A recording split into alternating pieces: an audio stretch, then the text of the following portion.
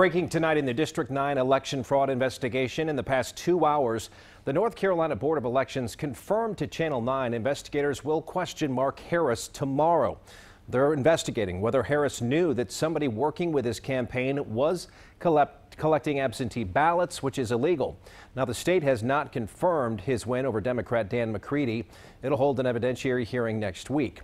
Eyewitness News anchor Allison Lautis is live in Bladen County tonight, where much of this investigation is focused. And Allison, you have some new insight into that ballot fraud and how it happened.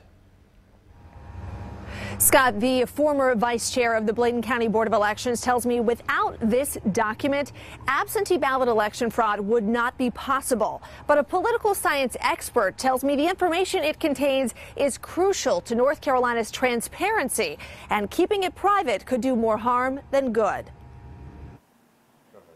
This document, called the Absentee Voter Correspondence List, is a goldmine of information, including a voter's age, political party, name, and address. But the former vice chair of the Bladen County Board of Elections, Jens Lutz, told me he's extremely concerned about allegations elections guru McCrae Dowless used that data to run an elections fraud operation to benefit the Mark Harris campaign. According to Lutz, Dowless would frequently obtain this report from the Board of Elections, looking for the date an absentee ballot was mailed and if it had been returned. Armed with this document, one could track an absentee ballot and they just show up and present themselves to collect a ballot. Collecting absentee ballots is illegal. They must be mailed to the Board of Elections by the voter or returned by a close relative.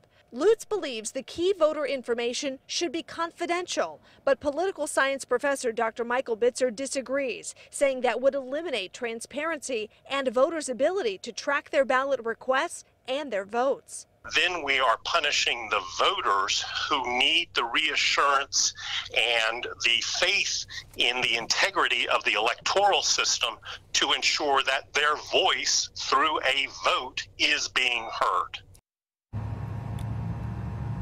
And this afternoon, the Board of Elections told me that keeping any absentee data files confidential would require a change in state law. Some voters told investigators with the Board of Elections through sworn affidavits that people came to their house unannounced to collect their absentee ballots, and this record could have very well been the way they figured out who had those absentee ballots. And our political reporter Joe Bruno actually tracked down those voters today.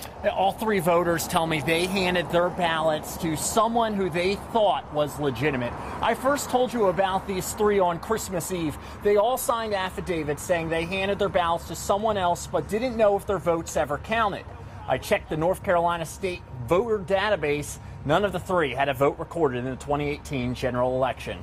The question is, what happened to their ballots? They would like an answer. One of the voters handed the ballot to someone outside an early voting location.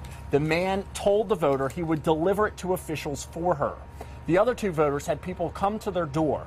The two live in Bladen and Robeson counties. These are the two counties that are the focus of the election fraud investigation. It's unclear why these voters were targeted, but all three are registered Democrats. All right, Joe, thank you. Scott, back to you. All right, guys, thanks for staying on top of this for us, and we'll check back with both of you tonight at 6.